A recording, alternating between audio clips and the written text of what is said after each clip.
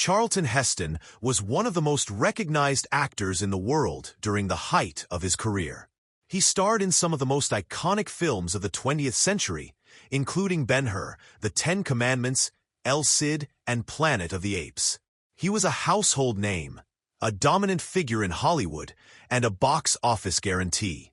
But despite his success, Heston made a decision that baffled many. He began stepping away from mainstream fame just as his influence had reached its peak. The decision was not abrupt, but it was intentional. By the early 1970s, Heston began choosing roles with less commercial appeal. He distanced himself from the Hollywood studio system that had shaped his early career. Rather than chasing blockbusters or maintaining visibility through constant public appearances, Heston pivoted toward passion projects and roles with personal or political meaning. This shift was strategic. He no longer wanted to be controlled by agents or dictated by box office expectations. At the time, Heston's decision to walk away from the height of his cinematic fame was seen as unusual. Most actors try to extend their relevance for as long as possible. Heston didn't. Instead, he focused increasingly on causes, organizations, and ideas that mattered to him more than his next film deal.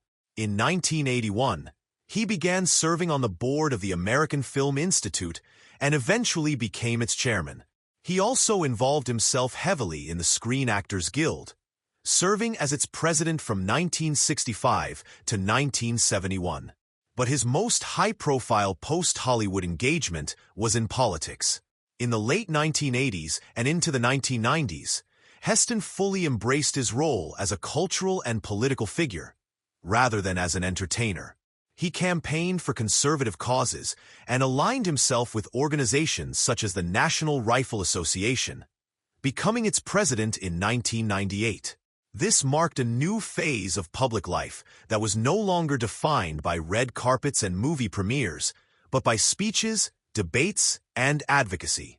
By walking away from the peak of his acting career, Heston gained something few others in Hollywood ever do: control. He wasn't chasing fame. He was building a legacy outside of film. He believed that public service, intellectual freedom, and civic involvement were more important than remaining a fixture on the big screen. His retreat from traditional fame was also driven by his disillusionment with Hollywood's changing values. Heston was critical of what he saw as a shift away from serious storytelling toward entertainment without depth. He no longer saw himself reflected in the kind of roles being offered to aging actors, and he refused to become a caricature of his former self for the sake of staying relevant. In interviews during the 1980s and 1990s, he repeatedly stated that he wanted to be remembered for standing for something, not just performing in something. Despite his departure from blockbuster film, Heston never entirely left acting. He continued to work on stage and occasionally appeared in television projects and films that aligned with his interests. However, his withdrawal from high-profile Hollywood was firm. He stopped chasing leading roles and refused to conform to the demands of celebrity culture. He declined roles that were purely commercial and turned down interviews that focused on celebrity gossip rather than serious topics. Charlton Heston walked away from fame at his peak not because he couldn't continue, but because he no longer found meaning in it. He had reached a level of influence that allowed him to choose his path, and he used it to step into roles that mattered to him off-screen, whether in leadership, advocacy, or public discourse. His departure was not a retreat, but a transition. He redefined success on his own terms, abandoning the endless pursuit of visibility that consumes many entertainers. In the end, Charlton Heston's decision to step away from the spotlight reflected a deliberate rejection of fleeting celebrity in favor of long-term personal conviction.